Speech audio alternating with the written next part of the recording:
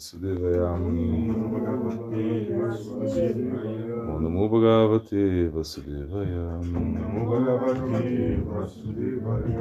Om Namo Bhagavate Vasudevaya. Já, então a gente começa aqui com o Spasila Bhakti de Buda Budaina Shamaraj. Bom, não devemos almejar residir em lugares luxuosos antes. Devemos nutrir o anseio de peregrinar aos locais sagrados, onde Mahaprabhu manifestou seus doces passatempos. Nesses lugares santos devemos sentar sob a sombra de uma árvore junto às margens do Ganges, cantar os nomes de Radha Krishna. Na verdade, parece uma loucura, né? Você querer ir para um local assim, que não é luxuoso, um local simples, Hare Krishna, como, por exemplo, o Vrindabhumi, né? Um local muito simples, bem simples. Mas existe uma egrégora espiritual, existe um poder espiritual no local onde as pessoas praticam vida espiritual. Os locais sagrados também são assim. Ou seja, eles são sagrados por quê? Porque as pessoas praticam vida espiritual nele. Então, como muitas pessoas praticando vida espiritual em um local sagrado, esse local se torna sagrado. Agora, imaginamos um local que ele é sagrado, mas as pessoas só se degradam, só estão interessadas em luxo, em coisas, em objetivos fenomênicos. Isso vai ser um grande problema. Então, por isso aqui, o Gurudev está dizendo, é melhor você realmente ser considerado até uma pessoa louca e buscar viver o seu ideal, esse ideal do amor divino. Né? Então, nós temos um ideal, e esse ideal é o prema, é o amor por Deus, ou seja, nós devemos amar a Deus, essa ideia, e a Bíblia fala isso, amar a Deus acima de todas as coisas. Né? Essa é como uma instrução muito importante. E a segunda instrução mais importante da Bíblia é amar ao próximo como a si mesmo. Então, são duas instruções muito importantes. E nós falamos a mesma coisa. A gente não está falando coisas diferentes. É só uma maneira de falar que parece diferente. Mas o que nós estamos buscando é essa emancipação da alma. A alma agora ela tá condicionada, está presa a uma energia ilusória. Isso é Maya, é aquilo que realmente nos acarreta muito sofrimento. Por quê? Porque nós desenvolvemos conceitos equivocados. Eu penso, eu sou homem, eu sou mulher, eu sou brasileiro, eu sou chileno, enfim, eu sou jovem, eu sou velho. Isso são conceitos equivocados, conceitos relacionados ao nosso ego. E quando nós incrementamos o Ahankara, ele faz parte desse corpo sutil que nós temos, e ele está ou seja, ele cria uma falsa identificação. Ahankara é isso, é você criar uma falsa identificação, eu sou, eu faço, uma palavra muito pequenininha, mas um grande problema, eu e meu, meu. Então isso é muito problemático. Então, na realidade, nós estamos vivendo situações problemáticas e o maior problema está dentro de nós, esse que nós devemos entender, né? Quando Krishna mesmo ele fala, Mamam Vansho Divaloke Divabhuta Sanatanaha Manahashastani Indranini Prakritistani Karshatihi. Então Krishna no Bhagavad Gita está falando, as entidades vivas, apesar delas serem minhas partes eternas, fragmentárias, assim Krishna está falando, apesar delas terem uma conexão comigo, imagina, nós temos uma conexão com Krishna, com Deus, assim. Por quê? Porque o que mais nos aproxima, se você for buscar o que mais se assemelha a Deus, é você mesmo. É você mesmo. Por quê? Porque você é consciência, é o aspecto mais importante que existe dentro de você. E isso está conectado com Krishna. Krishna é a consciência suprema. E você é a consciência finita, é a consciência, é como se fosse o oceano e uma gota do oceano.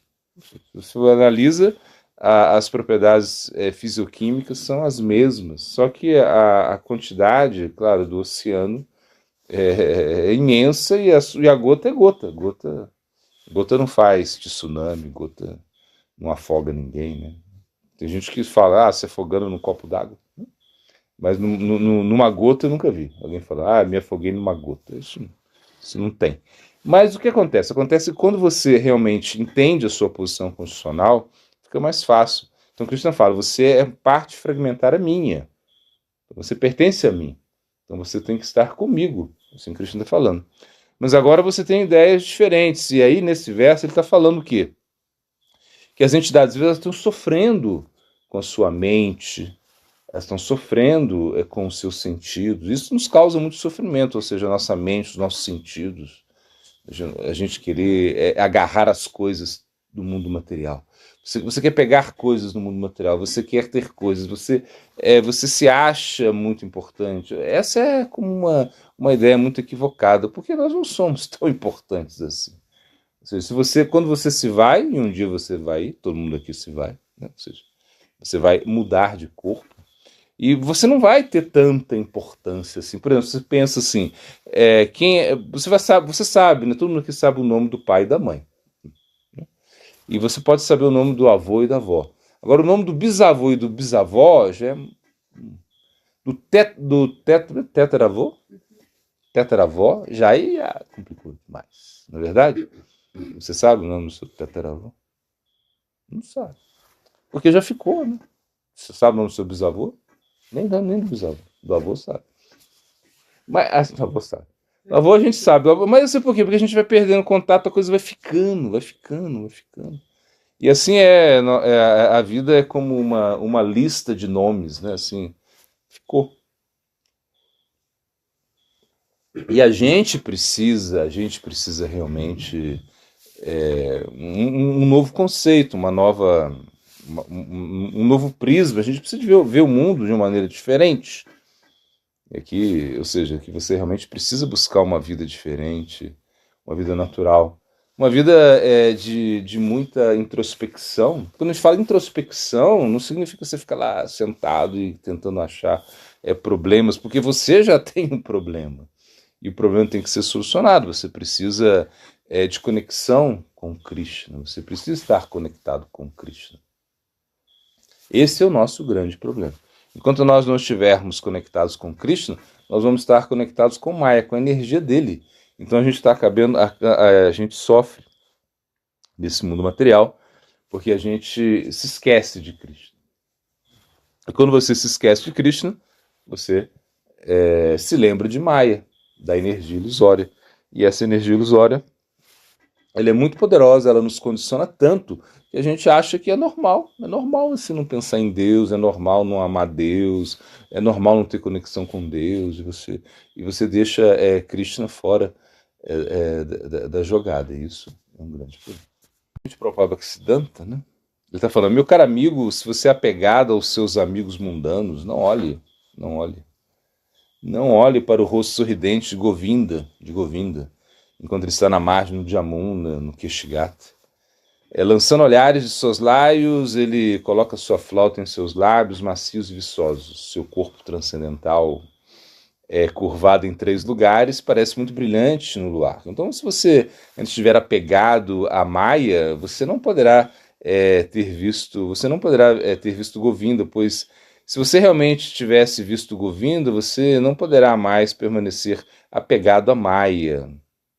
Incrível, né?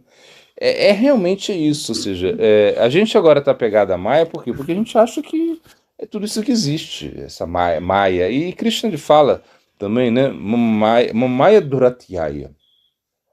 É muito difícil você se desapegar de Maya. Davi ri eshagunamai Maya Duratyaya Maya Vandya Prapadante Maya Tantarantite.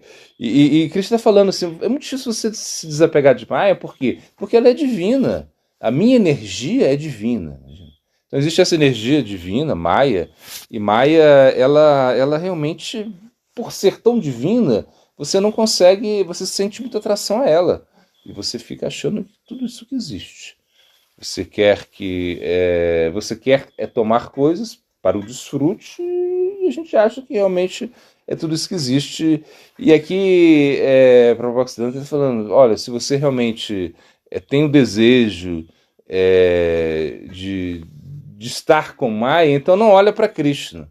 Porque na medida que você olha para Krishna, e Krishna é por isso que se fala, Krishna é o quê? Krishna é todo atraente, ele atrai todas as entidades vivas.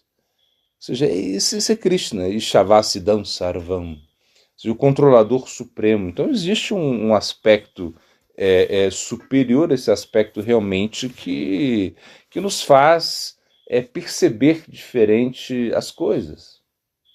Então, quando você se aproxima do Sol, então a sua lanterna já não tem mais valor. Né? Imagina, se eu te chamo você para ver o Sol e você traz a sua lanterna, você fala, esse cara tá maluco. Por quê? Porque a lanterna não faz nada perto do Sol. Imagina, a gente está aqui, o Sol vai nascer daqui a pouco. A gente espera. Você acha que o Sol não vai nascer? Quem acha que o Sol não vai nascer? O Sol vai nascer, ele nasce todo dia, pô. Ele vai nascer daqui a pouco e tudo vai ficar claro. Mas, por exemplo, se o Sol não nascesse, ou sei lá, ou se você quisesse fazer o papel do Sol, se colocassem todos os refletores do mundo, toda a energia que você imagina que o mundo tem. Imagina que o mundo tenha muita energia, não é verdade? A gente pega a hidroelétrica, sei lá, a energia solar, todas essas energias, todas as fontes de energia. Se você conseguisse colocar em uma bola, imagina que todas essas fontes de energia numa bola, e aí você fala assim, não, agora, antes eu vou botar isso para iluminar o dia. Você acha que você conseguiria isso? Não, jamais. Jamais. E se você conseguisse dar a luminosidade do Sol, você jamais isso ia poder esquentar o planeta, o universo, o planeta. Não tem como. O Sol é o Sol, não tem jeito. E ele tem a sua órbita, ele tem o seu movimento, e tudo se move em torno dele. É uma coisa que realmente a gente não entende. A gente não entende que Maia ela é muito bela, muito poderosa, essa exuberância de Maia. E por isso a gente acaba se atraindo. É muito fácil você ser atraído por Maia, né? Porque realmente, quando a gente entende o quê?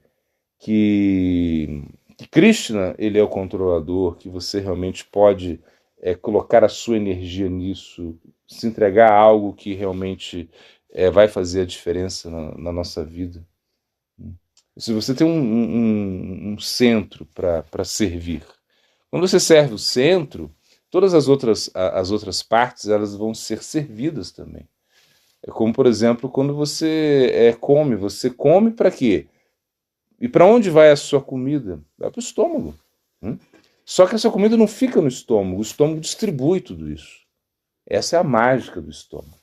Imagina, o estômago é um órgão incrível. Por quê? Porque ele não fica com nada. Ele se esvazia. E ao se esvaziar, ele nutre todo o seu corpo.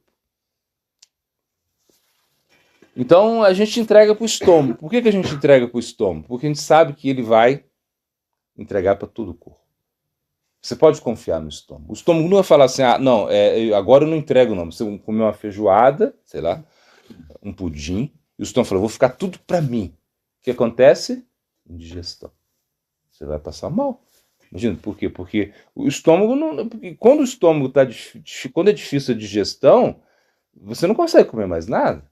E tem um fogo aí, né? E Krishna, o que Krishna fala? Ele fala, eu sou o fogo digestivo. Você não pensa, a gente não pensa muito nisso, né? Então, porque tudo que você come, você precisa de digerir. Se você não digere, você tem indigestão, você passa mal. E aí, quando você digere esse alimento, imagina, esse alimento ele vai aí ser distribuído, você vai ter energia, você vai fazer muitas coisas.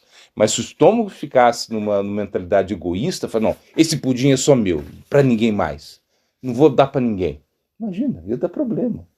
Então, por isso que a gente tem que entregar para algo que que tem essa capacidade de distribuir. Isso é Krishna. Quando você entrega para Krishna, e o Bhakti é isso, o Bhakti é essa capacidade de você entregar e sem esperar nada em troca. Você entrega porque você sabe que isso vai ser distribuído. Então você não precisa. No Bhakti, o Bhakti ele é completamente oposto ao egoísmo. Por exemplo, no Guiana, em outros processos, assim, Ashtanga, assim, Ashtanga clássico, não o Ashtanga que se pratica hoje, que é um Ashtanga mais, assim, social, né? Quando nós pensamos em Ashtanga, nós pensamos em que a pessoa tem que ser egoísta, ela tem que ir para a floresta, ela tem que se desvencilhar de tudo, não pode ter família, não pode ter amigos, e vai lá ficar praticando os pranayamas, e praticando as asanas, e praticando, sei lá, os jamani. Vai praticar um processo assim difícil, um processo mais meditativo, né? E isso é um certo egoísmo. Não, eu não estou falando que é ruim, é bom. Porque imagina, a pessoa pelo menos não vai estar pulando carnaval lá no bloco de sujo. Né? Mas ele tá como fazendo o quê? Ele está se isolando para conseguir um objetivo, que é o Samadhi, mas ele tem poderes místicos, enfim, é outra história. Já o Bhakti não, o Bhakti você precisa de sanga, você precisa de sadhusanga. Sem sanga você não consegue praticar o Bhakti. O Bhakti se torna muito. muito sem sanga, você não vai. Você precisa disso, você precisa de pessoas, você precisa estar junto com pessoas. Isso é o Bhakti. Você vai cantar junto, tomar prachada, ou seja, comer junto, você precisa disso, trabalhar junto, se sacrificar juntos, entregar, né? Pensar mais em entregar do que receber. Isso é o plano do amor. É como uma mãe. A mãe ela dá mais amor do que recebe. A mãe, por mais que a criança tá... Mas você já, a criança aqui tá aqui e de repente tá lá e chora. E a mãe tá lá, o pai, no caso, tá aí como tentando entregar todo o amor para ela, assim, se sacrificando por ela. E não tá querendo. E você, o que você vai me dar? Você bota lá o neném, o que você vai me dar agora? E ele fica, não vai dar nada para você. Não é que ele vai trabalhar, ele vai te produzir. Nada, ele vai fazer nada. É uma criança. Claro, quando ele cresce, pode te dar muitas coisas. Pode te dar até dor de cabeça também. Principalmente quando chega na adolescência. Mas é isso que você precisa entender. Que realmente o Bhakti é um movimento onde você entrega sem pedir retribuição. Você não está pedindo nada para si. Bhakti Pramod Purusha Maharaj Ki Jai. Bom, a piedade que decorre de contato com uma pessoa santa resulta num desapego crescente deste mundo e de seus prazeres e frustrações fugazes. Isto, por sua vez, leva ao desejo de conviver com pessoas que estejam cultivando a vida eterna. É isso que a gente estava falando. É a sadhusanga. Né? Sadhusanga, Krishna Bhakti Sadhusanga, Krishna Bhakti e Sadhusanga. Você vai praticar Krishna Bhakti com Sadhusanga. Sem Sadhusanga, você não consegue praticar o Bhakti. E por isso que se fala Doshradata, to Sadhusanga. O verso está falando isso. Você tem uma fé, e essa fé, quando essa fé é nutrida, você quer estar perto das pessoas que estão praticando isso também. Porque é uma coisa assim, você fica feliz quando as pessoas estão praticando muito. Isso é o Bhakti. Bhakti é assim. Você está feliz que eles estão praticando. Se eles não estão praticando, você fica infeliz. O Bhakti é assim. É diferente dos outros processos, diferente do mundo desse plano da exploração. No plano da exploração, ou seja, no plano onde nós vivemos, né, você vai ficar feliz quando? Quando as coisas dão errado. Por isso que você vai aí abrir as notícias, né, você pega o celular, começa a ver as notícias, você vai ver as coisas ruins que acontecem que trazem isso que faz notícia. Você quer ver as coisas ruins, ou seja, porque é uma tendência da alma condicionada, né? Ou seja, desfrutar um pouco das coisas ruins que acontecem no mundo. E as coisas boas dá notícia também, mas é pouco, não tem tanto ibope assim. Agora, guerras, política, geopolítica e não sei o quê.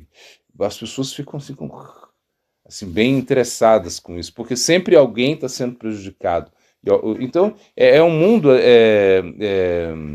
Divodivasya Divana, ou seja, é um Arrastani Sarrastani Apadani Chatushpadam. Diva Divasya Divanam, ou seja, o mais forte está vencendo o mais fraco. Quando você olha assim, você fala, que lugar lindo, nossa, floresta, ali tem cachoeira, que legal. Mas ali tem uma cobra comendo um rato, e tem, sei lá, uma onça que está pegando um bicho, e assim vai. E isso é como um mundo de exploração. Não é que está tudo lindo, maravilhoso, não. Não está, não. Quer dizer, tá assim, quando você olha, mas se você for analisar mesmo com uma visão mais profunda, você vai ver seres sendo explorados e seres exploradores. É isso. E assim também é a nossa vida. Ou seja, quando a gente tem um trabalho, a gente tem um negócio, sei lá, que a gente tem. E ou você está explorando, ou você está sendo explorado. No sentido claro. E você está lá, você trabalha, você ganha. E você trabalhou, você foi explorado. Esse é o capital. Ou seja, é como uma coisa que não tem jeito de você fugir disso, né? Então vamos para o comunismo. Sabe, parece que não dá muito certo essa coisa de comunismo. Né? Por quê? Porque realmente todo mundo ter a mesma coisa, de ser igual, é difícil, é mais difícil, parece. Claro, o comunismo espiritual poderia dar certo, mas ainda assim é difícil. Nós não somos, nós somos diferentes, né? Por isso o Krishna ele estabeleceu o quê? O Varnashram.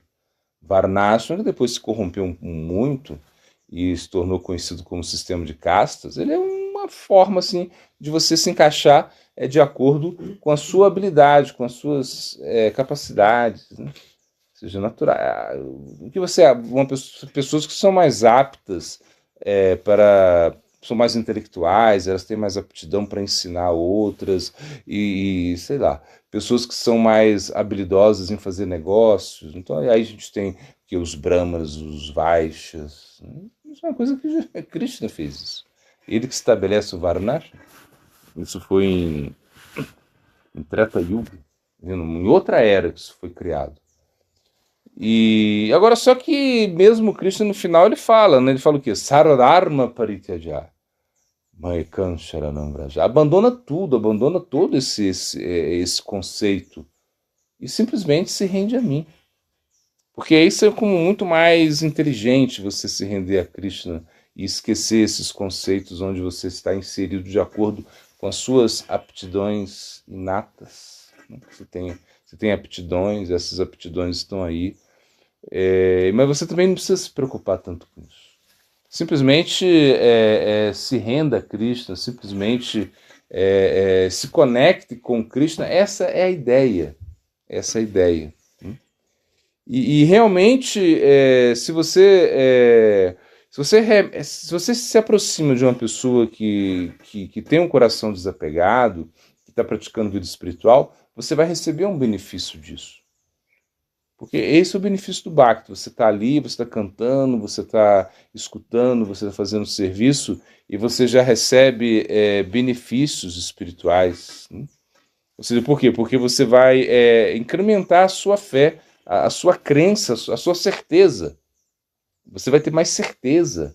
Shraddha Shabe Vishvasya Kahe Sudrida Nishchaya Krishna Bhakti Kale Sarva Karma Krita Roy. Então o verso fala, essa firme convicção. Shraddha é o quê? É uma firme convicção. Você tem muita convicção do que você quer mesmo. E sem convicção, sem fé, você não pode fazer nada, nem no mundo material. Ou seja, no mundo material, você precisa acreditar nas coisas. Por exemplo, você não coloca todo o seu dinheiro no banco. Por quê? Porque você não quer ficar com dinheiro em casa. Hoje o dinheiro, né, a gente está em outro nível, né? Criptomoeda, não sei o quê. Mas você tem um cartãozinho ali que você confia nisso. Né? Você passa lá, até que falam, foi clonado, seu cartão não tem saldo.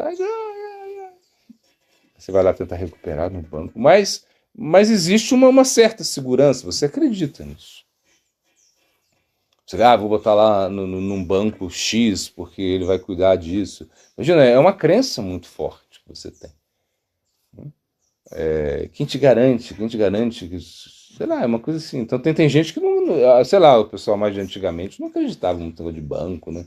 Até que o pessoal daqui, eles vão, assim, o pessoal da região, assim, alguns mais antigos, eles não deixam muito dinheiro no banco, tá? Que é, os mais velhinhos, né? Tentam falar, botar o dinheiro debaixo do colchão, acham mais seguro botar o dinheiro debaixo do colchão. Talvez seja, talvez seja. Mas, na realidade, o que eu estou falando assim, você precisa acreditar em algo. Se você, por exemplo, quando você entra no carro e você vai viajar, você precisa acreditar que o freio está funcionando, você precisa acreditar que está tudo, né? Imagina, o carro é um mecanismo assim muito complexo e cada pecinha depende de outra. São as engrenagens aí, né? E se alguma coisa falhar, já era. Imagina, você está lá 100 por hora, né? De repente falha alguma coisa, vai ser um grande problema. Você tem que confiar no mecânico.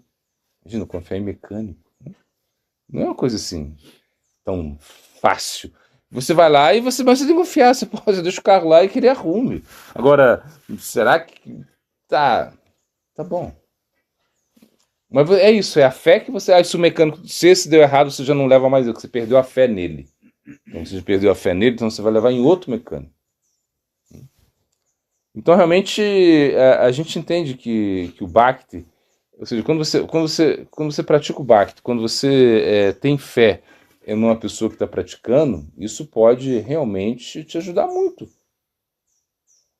Você está o tempo todo acreditando que essa pessoa vai te ajudar. Então você precisa das pessoas, né? Isso que eu quero dizer. O Bhakti realmente é como uma prática onde as pessoas elas fazem a diferença, né? Onde você realmente recebe o entusiasmo, né? Você recebe o entusiasmo, porque sem entusiasmo você não pode fazer nada na vida. Então, se Samaraj que Jai. Bom, então cruzando, ele está falando desses planos, né? Dos planos inferiores, os planos intermediários, os planos superiores. E ele estava explicando, né, que os sentidos, né, a experiência sensorial que você tem, isso é inferior à sua mente. A mente, Indriani Paranyahu, né, ou seja, existe algo superior aos sentidos, né, que é a mente. Então a mente ela é superior aos sentidos. A gente pode perceber isso. Por exemplo, eu estou aqui falando, mas você está distraído, talvez você não entendeu, você não prestou atenção em nada, apesar dos seus ouvidos estarem funcionando, né? Tá tudo certinho, você não está com problema de audição. Mas de repente você está distraído e você está passando na rua, por exemplo, alguém te chama e você não prestou atenção. Ele falou, a pessoa ficou, nossa, eu te chamei, você nem. Não, é que eu estava distraído. Por quê? Porque a mente é tão poderosa que ela é capaz de anular os sentidos. Imagina.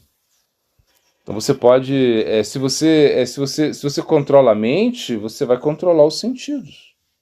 Agora, se a mente está descontrolada, os sentidos vão estar descontrolados. Então existe os sentidos, existem os objetos sentidos, que são os vishayas. Então, por exemplo, eu tenho nós temos assim muita tendência a se atrair pelos vishayas. Eu quero uma comida que seja saborosa, que você vai satisfazer a língua. Eu quero cheiros que sejam aromáticos, então por isso a gente acende incenso, tem óleo essencial, você vê uma flor, o jasmim, sei lá, uma coisa assim. Você sente a atração pelos cheiros que têm essa capacidade de acalmar um pouco a sua mente. A mente ela está ali, ela tá buscando coisas agradáveis. Por exemplo, nós não queremos ficar em substância, em objetos assim muito ásperos, né, duros. Ninguém quer dormir no chão, você tem que ter um colchãozinho, né? Um colchão que seja um pouquinho, alguma coisa tem que ser mais macio, né? Porque se você deita direto no chão, já é estranho. E faz sentido você, por exemplo, isso se chama cama, arta, cama. São metas da vida. Você precisa se proteger, e você precisa desfrutar. Faz parte do pacote. Aí você está aqui e arte e cama faz parte, é uma coisa essencial na sua vida. Você desfrutar e você realmente se proteger. Os animais também é assim. Os animais, começam a chover, eles vão entrar debaixo da varanda, não vão ficar lá fora tomando chuva. Não tem como. Se você também, você está na rua, começa a chover, você abre o guarda-chuva. Você tenta se esquivar da chuva. Ninguém quer ficar lá na chuva. Não quer. Porque é uma questão assim, natural, a proteção, você precisa de proteção, você precisa de cuidado, você precisa realmente desfrutar das coisas. Porque as coisas no mundo foram feitas para o seu desfrute. Uma coisa assim que a gente pensa. Só que não é assim. As coisas no mundo material, elas são feitas para o desfrute de Krishna. Então, por isso nós oferecemos as coisas, os objetos para Krishna. Então, Krishna, ele é Bhaktaran Yagna Tapasam. Ou seja, ele é o beneficiário último de todo o desfrute. Então, por exemplo, se nós pegamos uma flor, eu não vou ficar cheirando a flor. Por quê? Porque eu quero oferecer para Deus primeiro. Eu ofereço para Ele e depois eu vou cheirar. Essa é a ideia. Isso tem muito mais valor para a gente. Por quê? Porque nós somos bhaktas. Nós estamos desenvolvendo devoção. E quando você desenvolve devoção, você acaba desenvolvendo um sentimento que você não tem independência, que você não pode realmente entender tudo, conhecer tudo. Não tem como saber de tudo, achar que realmente tudo isso é científico, no sentido que tudo tem uma razão, mas muitas coisas não têm razão. Elas acontecem porque acontecem mesmo. Não tem como você buscar razão nisso. Então se aconselha, não coloque a razão acima da sua emoção. Ou seja, porque a emoção que nós falamos não é uma emoção sentimentalista, uma emoção é uma emoção interna mesmo. Você tem que procurar um sentimento interno aí. E isso se dá através da introspecção. Por quê? Porque através da introspecção você pode perceber a sua alma. Ou seja, você pode realmente entender que a consciência ela dá valor a tudo que existe. Por exemplo, essa mesinha aqui, ela só tem importância por quê? Porque primeiro, antes dessa mesa existir, ela estava na minha mente, na minha consciência. Ela estava aqui dentro. E aí ela se manifesta. Como você pensa, o jardim, você vê aí, tem um jardim aí. O que vem primeiro? O jardim ou o jardineiro? O jardineiro, por quê? Porque ele idealizou o jardim. Ele fala assim, nossa, eu vou plantar essa florzinha aqui, essa eu não vou plantar porque o pavão vai comer, essa amarelinha vai ficar mais bonita, essa vermelhinha tem um cheirinho. Nossa, tudo está idealizado dentro da mente do jardineiro. Por quê? Porque ele tem um ideal. Ele tem um ideal de beleza, ele quer embelezar a coisa. O jardim é para quê? Para ficar a coisa bela. Você não vai fazer um jardim para ficar feio. Não vai. Você faz um jardim, quando fala, o jardim. Quando você chega no jardim, é incrível o jardim. Né? Pô, o pavão é como um jardim ambulante, quando ele anda para lá, né, tudo azul e verde, aquele jeitão dele, quando ele abre as penas, né, uma coisa assim linda o pavão. Não tem coisa, é difícil encontrar um pássaro assim tão belo como o pavão. E realmente é o quê? É você entender que a beleza ela está na sua visão. Tanto é que quando a gente acha... A beleza está na sua percepção. Não é que a beleza existe por si mesma. Não, você percebe o belo de acordo com a sua... Se falar o amor é cego, né? Eles brincam, né? É cego. Por quê? Porque você gosta tanto que você para isso tudo se torna belo. É o jeito que você analisa isso. Então você precisa realmente desenvolver uma visão superior, e essa visão superior ela vai se desenvolver quando? Quando você se conecta com o plano da alma, porque a alma é bela. A alma é assombrosa, é uma coisa assim, Krishna fala, é uma coisa assim que você não consegue dimensionar a alma, o poder que a alma tem. Imagina, a gente está falando, a gente está andando, a gente tem um corpo, a gente tem, sei lá, a pessoa tem um império, a pessoa tem poder, a pessoa, mas é a alma saiu dali, acabou tudo. Não tem nenhuma. Imagina. A pessoa mais poderosa, sei lá, o cara mais poderoso do mundo, daqui a pouco acabou o poder dele. Por que acabou o poder dele? Porque a alma saiu do corpo dele. Então quem está dando poder para ele? É Krishna, é Deus. Deus dá o poder para todo mundo. Agora, claro, as pessoas estão utilizando mal o poder, estão oprimindo outras pessoas, estão, né, conquistando, estão subjugando, porque elas utilizam mal o poder. Então, se nós somos poderosos, se nós somos poderosos de verdade, nós vamos proteger. Mas como nós não somos muito poderosos, a gente quer atacar. E esse é o grande problema. É o problema do poder, ou seja, desse poder fraco que a gente tem. A gente tem um poder que é muito débil, assim, e aí a gente tenta atacar. É o mesmo exemplo da fé. Quando a minha fé é muito fraca, eu vou atacar, eu vou ser fanático, eu vou querer derrotar a sua fé. Eu não vou respeitar a sua fé, a maneira que você pratica, a maneira que você faz as coisas. Por quê? Porque a minha fé é fraca. E sendo a minha fé fraca, eu quero derrotar, eu quero provar eu quero esmagar você para me dar segurança. Então esse é o grande problema. A gente vive num plano muito de domínio externo, né? E a nossa verdadeira identificação tem que ser dentro. Por quê? Porque ela é magnífica quando nós realmente percebemos, né, o quão belo nós somos. E a beleza, ela é uma beleza interna, é uma beleza que realmente se expande. Claro, essa beleza se expande e você tem uma beleza externa. Por quê? Porque você é simpático, porque você realmente tem uma beleza interna. Porque quando a alma sai do corpo, você deixa de ser simpático. Passou 15 minutos, 20 minutos, ninguém quer olhar para você. E depois de 1 hora, 2 horas, um dia já foi. Pelo amor de Deus, ninguém vai. Eu boto um morto aqui, que ele era muito belo, bonito, maravilhoso. E aí eu boto ele aqui, e depois de 2, 3 dias, acabou.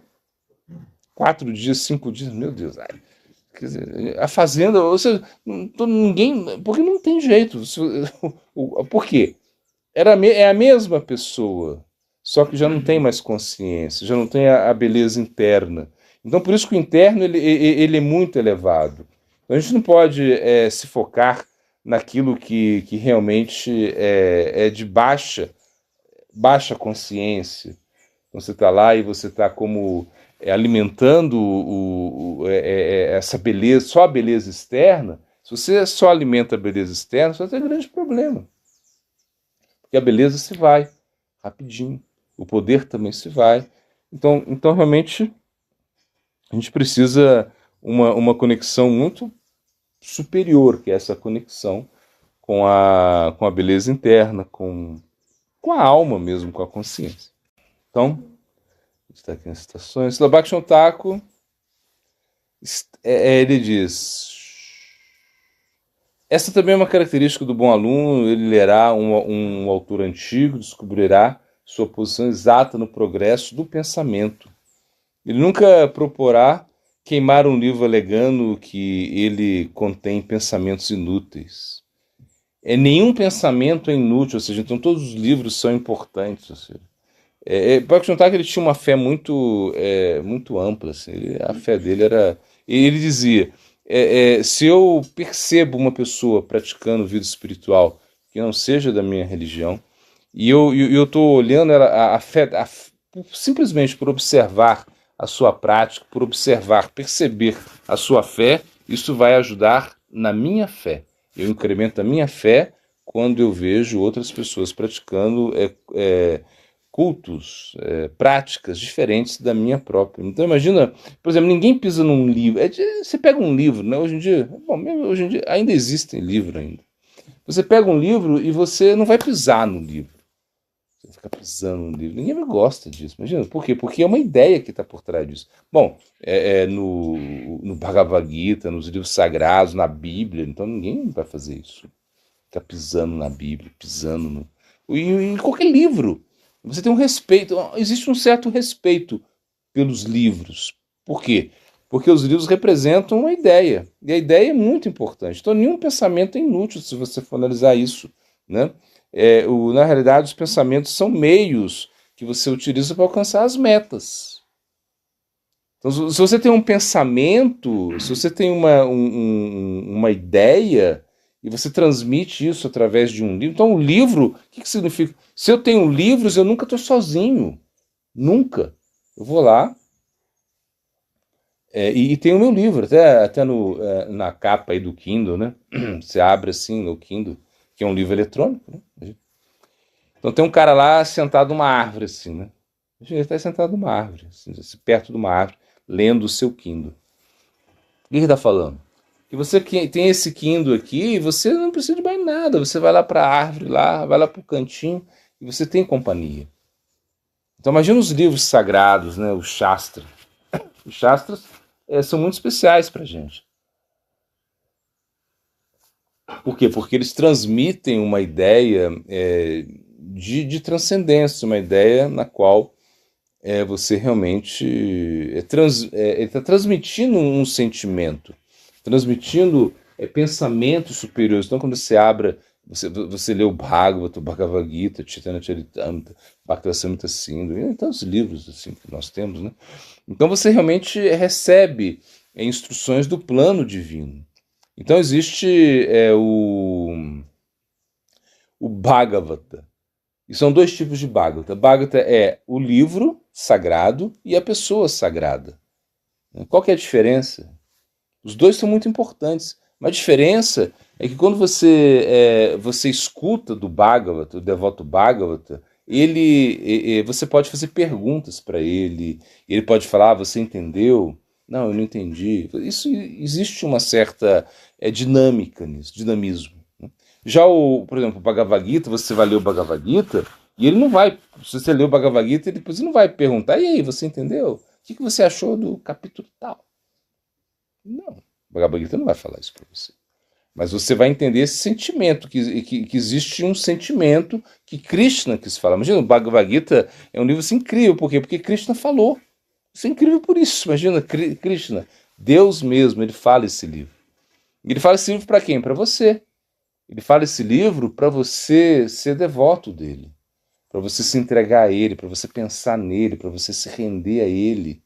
Então esse livro é sagrado por isso. Claro, você pega um livro de guerra, sei lá, um livro, sei lá, qualquer livro aí, que você um livro mundano, existem pensamentos mundanos. A mesma coisa é a música. A música existe uma vibração mundana também. Uma coisa que o autor quis transmitir. Sabe, quando você pega a sonata de Bach, sei lá, e você começa a escutar isso, é um sentimento que ele estava colocando. Entende? Sei lá, ele tomava café, ele gostava do café, e de repente ele fez uma sinfonia, sei lá, uma música, em homenagem ao café. Então você está escutando aquilo, e não está falando café é bom, café é ótimo, tome café. Não, o preto que satisfaz. Não está falando nada disso. Mas é o sentimento dele. Claro, isso a gente está falando de uma música clássica. Mas quando você ouve músicas que tem a letra, então tem um sentimento, te transmite isso. Por exemplo, você ouve, você está lá, de repente, e você ouve uma música em inglês, uma música romântica, uma música que transmite esse sentimento romântico, você se sente comovido por isso, de certa maneira. E quando você vai, você não entende a língua, você não entende o inglês, suponhamos. Mas você entendeu que alguma coisa romântica estava. Né? Sei lá, quando você escuta uma música de heavy metal, não sei, uma coisa assim, sei lá, uma música assim, mais forte, uma coisa assim. Você entende que existe uma certa agressividade que está ali, para você ser mais agressivo, para você dizer, sei lá, uma coisa assim. É o sentimento, né? É o sentimento que está. Com os livros acontece isso também, né? Na realidade, esse pensamento dos livros, ele leva uma ideia, ele traz uma ideia e você precisa colocar em prática essa ideia. Esse é o ponto. Quando você lê um livro e você realmente quer colocar em prática, como o caso de São Francisco, né? Ele tinha essa ideia. Ele entrava numa igreja, assim, uma vez ele entrou numa igreja com alguém lá, com ele falou, vamos abrir a Bíblia, né? Você acha que era o Frei João, Frei Leão, não sei. Vamos abrir a Bíblia. E o que a gente abrir, a gente vai seguir. Imagina.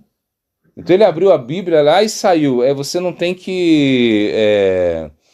sei lá, você não tem que se preocupar com o que você vai comer no dia seguinte. Né? Se os passarinhos não se preocupam. Você não tem que se preocupar com o que você vai vestir. Os animais eles não se vestem, assim, não se preocupam com isso. Uma coisa assim. Então que aí eles chegaram lá, botaram um pano lá, né, estavam se vestindo assim com roupas assim muito simples. Ou ele, por exemplo, ele não colocava, aí ele proibiu que todo mundo colocasse o feijão de molho, sei lá, um grão de molho. Não, a gente, quando for comer feijão, não pode botar de molho, porque a gente não tem que se preocupar com o dia seguinte. Tá, era uma interpretação assim, muito literal da coisa. Mas é um sentimento, né? Então me vem na mente esse sentimento. Essa ideia. A ideia é que você realmente está buscando uma coisa superior e o objetivo é superior. Né? A escritura ela está te trazendo algo superior que você precisa levar essa transformação. Você precisa fazer parte dessa transformação. O livro é para isso. Então essa parte de leão, né, do Sunishinradeva de Lakshmi, eu acho que não. Por quê? Porque a gente analisa esse passatempo de Sunishinradeva, né? Sunishinradeva, que é uma encarnação de Krishna, né? Metade homem, metade leão. Isso aconteceu em que contexto? Quando Hiranyakashipu, que era um grande yogi, um Karmakandi, assim, fabuloso, uma coisa assim absurda, né? Ele começou a fazer austeridades para o Senhor Brahma. E na verdade, ele ficou numa perna só, fazendo uma postura numa perna só. E ficou muito tempo nessa postura, fazendo uma postura de yoga. Assim, de yogi mesmo. Então, e chegou um momento que ele deixou de comer, ele não comia, ele não dormia, e os bichos começaram a comer o corpo dele, assim, ele ficou só se mantendo aí com um ar vital ali, imagina, mas ele não tinha mais carne, não tinha mais nada, só bichos assim comeram o corpo dele. Aí o Sr. Brahma chega e fala, uau, você está me adorando? Incrível. Chegou, jogou uma aguinha santa, assim, uma coisa assim, e pum, pum, ele já volta um corpo assim forte, e ele falou assim, o que você quer? O que você quer? Com essas austeridades que você está fazendo, com essa adoração que você está fazendo a mim. E aí ele fala, eu quero ser imortal. Imortal? Ah, não dá, não tem como. Nem eu sou imortal. Então como eu posso te dar imortalidade? Eu não posso te dar imortalidade. E aí ele fala, bom, então se eu não posso ser imortal, então que eu não seja morto, né?